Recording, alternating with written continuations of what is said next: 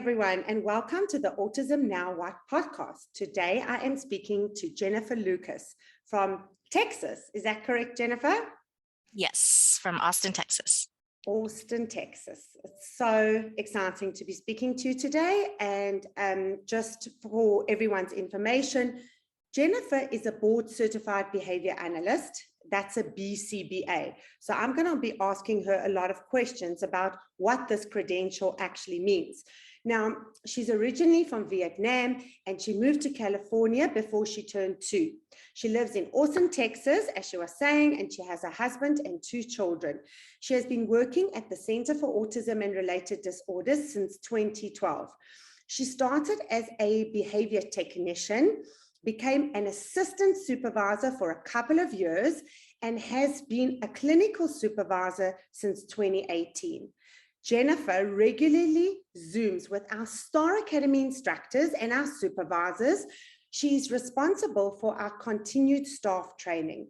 Jennifer is going to tell us more about her certification and why applied behavior analysis, that is ABA, is an effective option for autism. Jennifer, what prompted you to work with children with autism? So I fell upon this job on accident. I was working at a university daycare. I had recently graduated and was ready to move on to the next part of my life, but I didn't really know what I wanted to do yet. I honestly didn't even remember applying to CARD. But then I got a call to come in for an interview. That was back in, like you said, 2012. I didn't know what I was getting myself into, but once I started doing therapy, I really fell in love with it. I got to see firsthand how big of a difference it made in not only the child's life, but also the family's life. And I learned to really appreciate the little victories that we take for granted. And so that's kind of what made me go from behavior technician and then go back to school to become a BCBA. So, in choosing psychology, why was that a choice for your university studies? I first took a psychology class in high school, and I thought it was really interesting. Like I said, I didn't really know what I wanted to do as my career. The only thing I knew was that I always wanted to work with children. When I was little, I wanted to be a kindergarten teacher, or, I went to jumping to a pediatrician and then jumped to, want to be a child psychologist. I didn't really know what I wanted, but I just knew that it was with children. And I felt like psychology was a good way to I guess buy myself some time to decide on what to do and, just kind of understand child psychology a little bit more. Can you tell us what is applied behavior analysis, ABA? Now we know that that's rooted in the principles of psychology. What is ABA? Yeah, so ABA is a behavioral science. So we use the learning theory, like respondent conditioning and all of that B.F. Skinner discovered, and other evidence-based practices that have been discovered over the years, and apply it to change behavior in a socially significant way. So in simple terms, we teach appropriate behaviors and then try to decrease those inappropriate behaviors. And the socially significant is really important because we want to make sure that we are working on behaviors that impact the individual's daily life. For example, we wouldn't teach like a 3-year-old what road signs are, but we would teach, let's say, a 15 or 16-year-old. And we would, definitely prefer to teach a 3-year-olds, how to ask for a snack when they're hungry, or how to play with toys. Many parents are under the impression that ABA is bad. What do you say to these parents? That's definitely been a growing concern over the past few years. And I definitely have had a lot of conversations about this with a lot of different people. And I usually just like to tell them, just like how there are good teachers and bad teachers, and how there are good doctors and bad doctors, ABA is just the same. Where you get ABA is very important. You want a good company, a good BCBA, a company in BCBA with a lot of morals and puts a lot of importance in ethical practices. It's important that, as a parent, you feel comfortable with your team and believe that they really have your child's best interests in mind. This doesn't mean, though, that you're always, or that they will always agree with you, or that you will always agree with them. What it means, though, is that that we work as a team and that we approach those difference in opinions in just a respectful manner and have a conversation about it.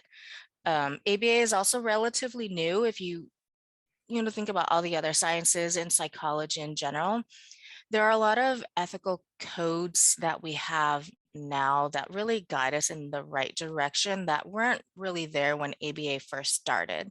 And I think a lot of people who have had bad experiences with ABA in the past, unfortunately, experience, probably, their experiences are valid and their opinions are valid. But, I think we've tried to shift into, a more ethical and understanding direction. So that also means that it's important that we stay up to date with new research and understand that every treatment plan should be individualized to each person. And whenever possible, we want to make sure that we incorporate the person who's actually receiving ABA into the decision-making process as well. Thank you for that. That's so interesting. I always tell parents also that ABA is an evidence-based methodology. I know in America, it's endorsed by the American Academy of Pediatrics and the US Surgeon General, covered in 52 states in America. Is that correct? Under medical insurance. We don't have medical insurance cover in South Africa yet. We are working on that. But we don't have, amazing. We don't have that yet. Now, what is you mentioned a behavior technician. A lot of parents in South Africa or professionals haven't even heard about ABA. And you've been talking about behavior technician, you've been talking about BCBA. Tell us about a behavior technician. How in America can you acquire that accreditation, behavior technician? So behavior technician usually has either an accreditation as a registered behavior technician, or another route they can have or they can go is to become a board certified autism technician.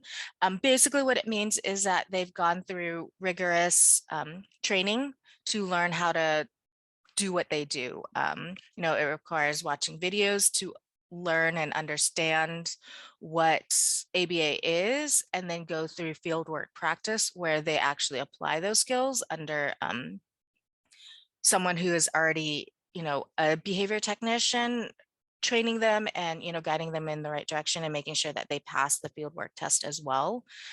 So that's how you would become a behavior technician. A good way to explain what a behavior technician does is, thinking of them as like a nurse. So they kind of work with the child directly. They collect data, they take notes, they actually implement the treatment.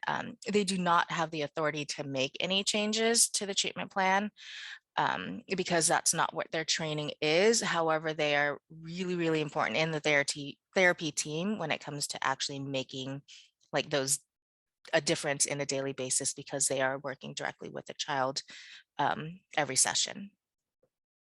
I understand. Okay. Now, a lot of, I remember when I heard the words board certified behavior analyst for the first time, and now I've had experience with the Association for Behavior Analysts International in America, which is an association that BCBAs belong to, and they disseminate information to the BCBAs. And I mean, am I correct in saying there are hundreds of thousands of BCBAs in America? Can you tell us more about that accreditation, and are there universities that offer this accreditation? Who regulates a BCBA? Tell us about that. Yeah, so a BCBA is a graduate level certification that basically certifies individuals as practitioners who can provide behavior analytic services.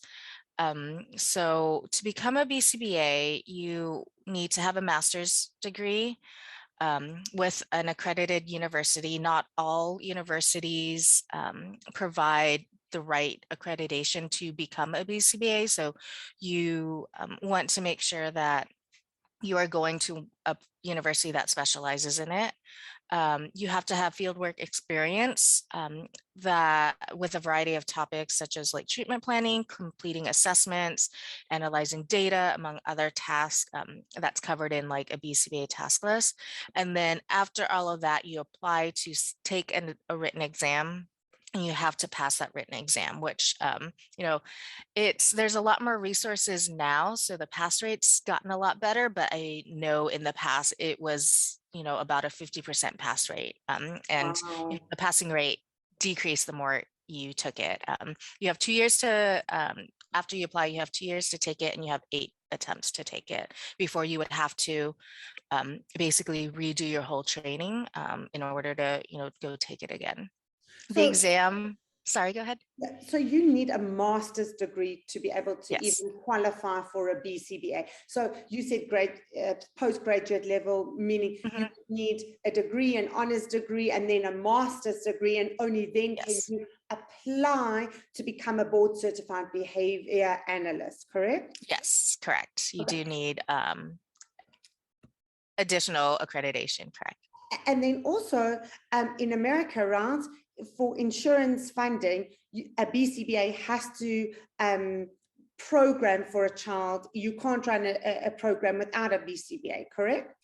Correct. In order to bill insurance, you have to, one, be a BCBA, and two, actually meet their like each independent insurances like qualifications.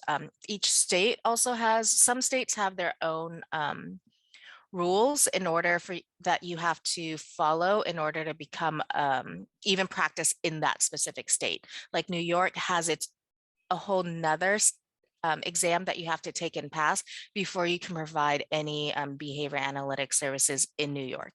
In Texas, it's not that difficult. You just have to show them proof of your degree and that you pass the exam, and then you become a licensed behavior analyst in Texas. But you do have to have all of that in order to even provide any services. We do not have, to my knowledge, a registered BCBA in the whole of South Africa. We do not have a university in South Africa that even offers the BCBA credential. So we are very fortunate that you, being a BCBA, do continued staff training for our staff at Star Academy, and that you also provide oversight on certain cases. It's really so important for us to have access to you and to your expertise. Now, how does ABA attempt to reduce challenging behaviors? I talk to so many moms every day, and I spoke to one mom this afternoon, and she sounded so defeated by her child's behavior. When she called me, she said, this is the third school that he'd been kicked out of because of behavioral challenges. So how does ABA attempt to reduce challenging behavior? So we look at why a behavior is happening. That's always the first step. Why is this child engaging in this problem behavior?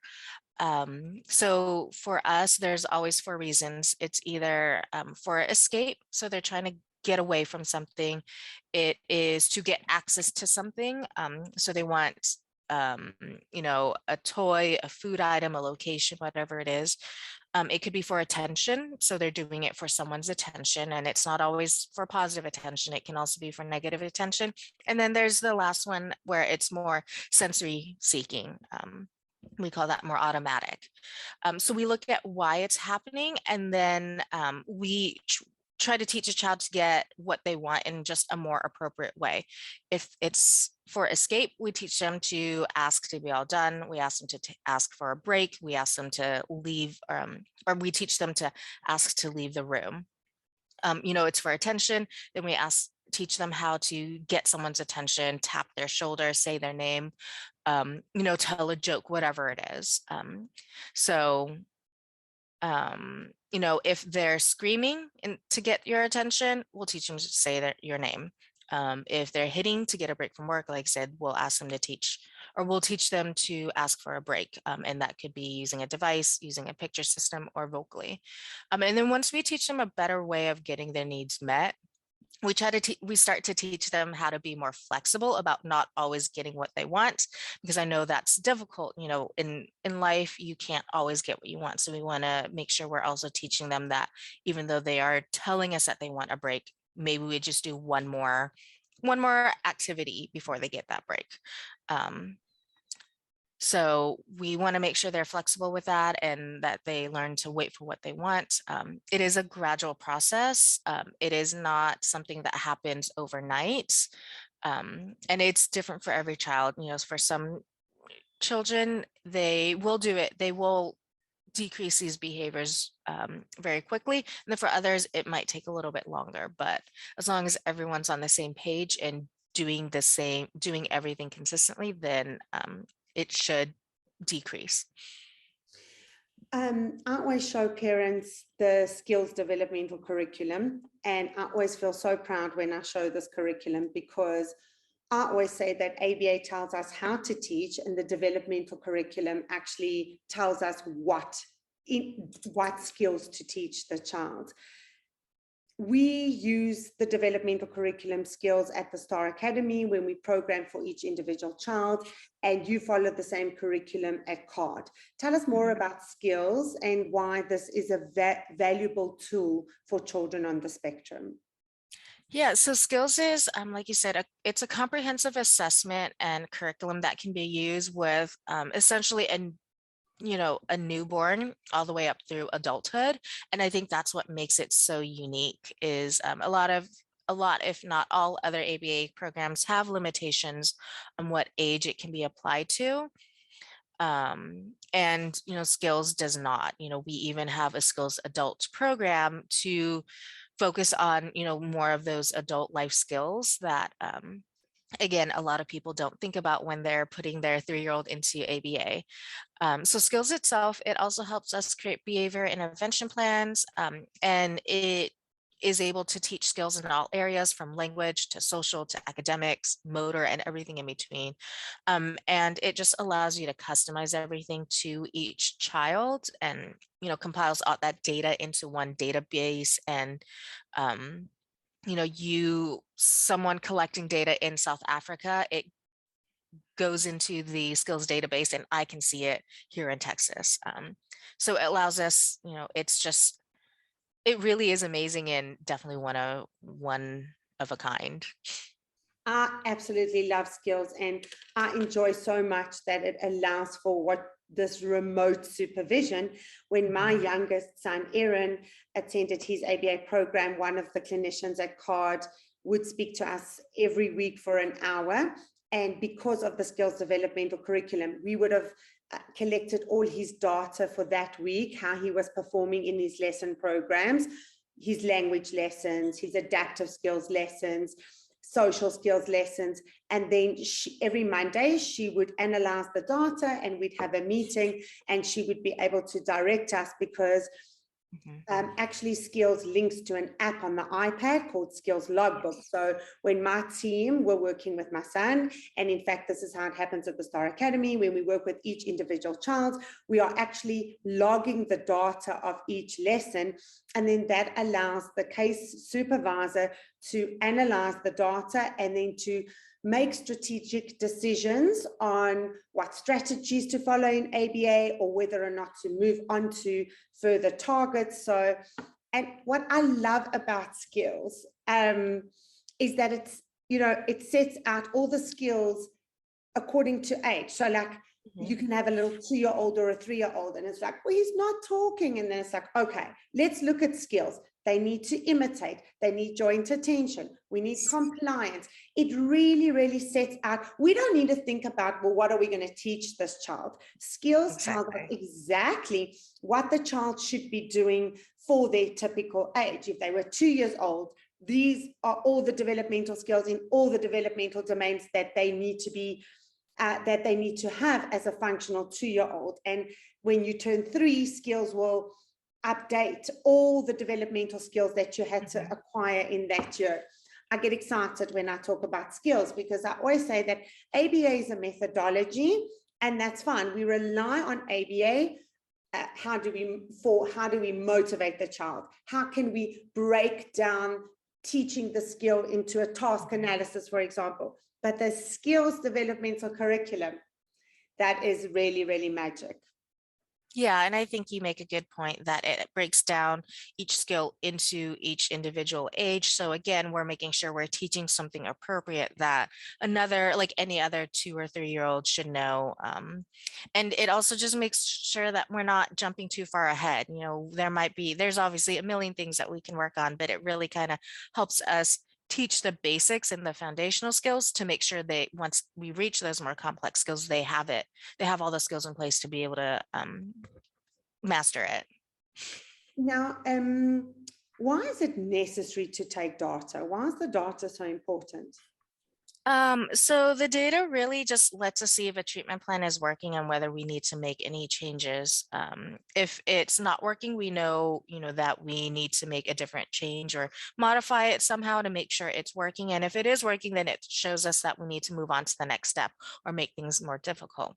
As a BCBA, we unfortunately don't see the child every single day. So a lot of our decision making is based on the data. Data also doesn't lie. And you don't have to worry about fatigue or personal bias of getting away with your decision making. We are all human, so emotion plays a big part into our decision making a lot of the time. And this kind of really helps us look at it just in a purely I guess data driven way. And then we might not remember what a child's behavior was or skills were like a week ago or even a year ago, but the data will always be there for us to look at and to analyze accurately.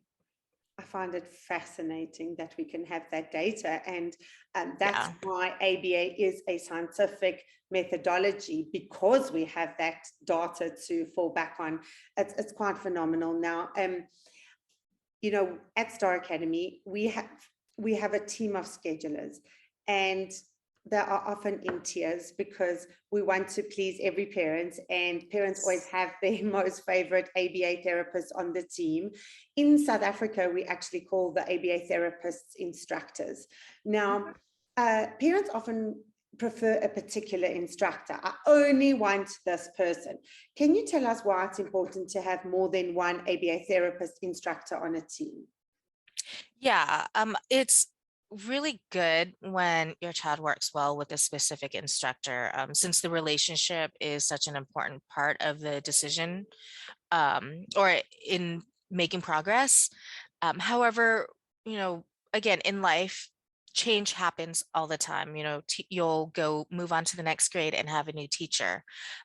Your coworkers and bosses will always change. So it's important that you're able to adapt and adjust to those changes. So we try to replicate real life as much as possible in ABA. So that's why, having more than one instructor on a team is important, and also having team changes is important.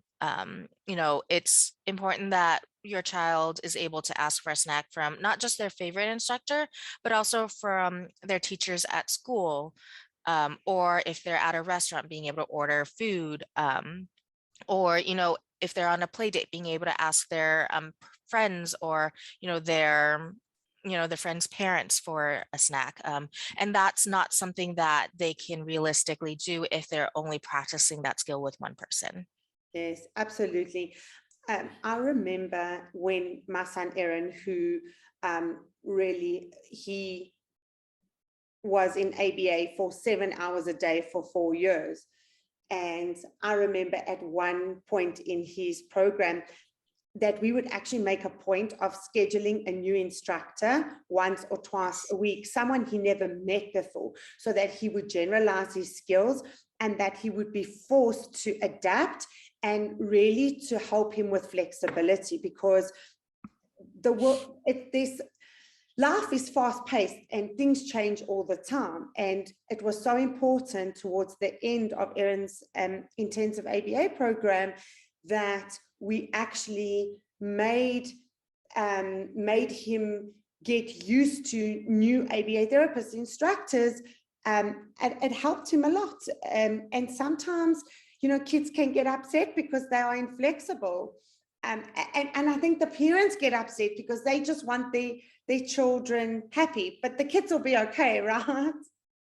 Yeah, yes. Like you said, life happens very quickly and you can't plan for all of the changes that's going to happen in your day-to-day life. So, one of the things that we can work on is their flexibility with, new people.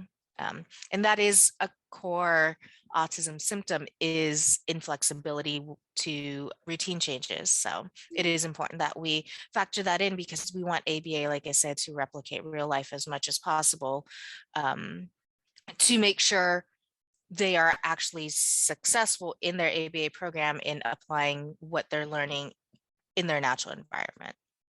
So it's like, if you're not good at something, the more you practice that something that you're not good at, the better you're going to get at it, right? So the more inflexible you are, the more you're exposed to change, the better you're going to become at that, because you're practicing to adapt, because things can change very quickly. Like at school, the teacher may have scheduled library for first morning on a Friday, but now it's raining, she can't get to the library. They're going to have to do math before library, and the child can't have a meltdown. So things are changing all the time. And we also teach emotional regulation in an ABA program as well, because that links to the flexibility, correct? Yes, emotional regulation for sure. Being able to recognizing when you're getting upset or when you are upset, and how to regulate your emotions to where you're, maybe not having a full meltdown. Like, it's okay to still get upset about these changes, but it's really just making sure that it's not impacting your daily life. And I do want to say, especially with, the state of our world right now with coronavirus, teachers get sick, people get sick, and there's going to be substitutes who kind of jump in that the child's not used to. And so that's another factor that we want to think about when there are team changes in an ABA team. And I always remind parents also that we have a pool of trained ABA instructors to draw from. So we can very quickly draw from our pool of staff and put someone in place. And it's more important for that child to continue their hours of ABA. And I haven't even really asked you this, but why 7 hours a day of ABA? Like, 7 hours a day? Is my child going to be able to concentrate for 7 hours a day? He's 18 months. How on earth is he going to cope with 7 hours a day? Yeah, 7 hours a day definitely sounds like a lot of work. But you also have to remember they are going to be going to school for 7 hours a day in the future. So school is going to be a lot more intense, whereas during like a full time program with ABA, we are, we incorporate a lot of natural activities, play activities. So, they're not sitting at a table for 7 hours a day, doing work the entire time. They're going, to different rooms, like they're going outside to work, on their motor skills, they're eating lunch, they're eating snack with their peers. So that definitely, hopefully, will kind of help ease that a little bit. But, just as a 2-year-old, you are only behind in skills by by 2 years. And so, during those first few years, we want to make sure that when they're only, behind by however many years, they're able to, catch up with their peers as much as possible. So when they do go to school, they're only, if they are behind, not behind as much as, if they hadn't gotten ABA for 7 hours a day. I always explain to parents that when a child is delayed, they need to make more than a year's development in a year. Every day, their peers are developing and learning skills, and so they're behind. So not only do they need to catch up, their peers are developing every single day. So they need to make more than a year's development in a year, and that's why we need the number of hours. And as you explained, we focus on all areas of development. So even if we get a 2-year-old, it's going to be looking at their adaptive skills and whether or not we need to teach them to eat with a spoon. If they're going to be 3 years old, we're already looking at toileting skills. In language domain, we're looking at their communication, executive functioning skills, play skills. We need a lot of time to cover all the developmental skills that they need in order for us to catch them up. And so what I also liked about what you said is we're not just sitting them at a table and drilling them in a rote fashion. We can sit on the floor, we can do ABA outside. ABA can also be delivered at another school where we facilitate, but then we have very specific school goals. And so time goes very fast when you have, a number of skills to catch up on.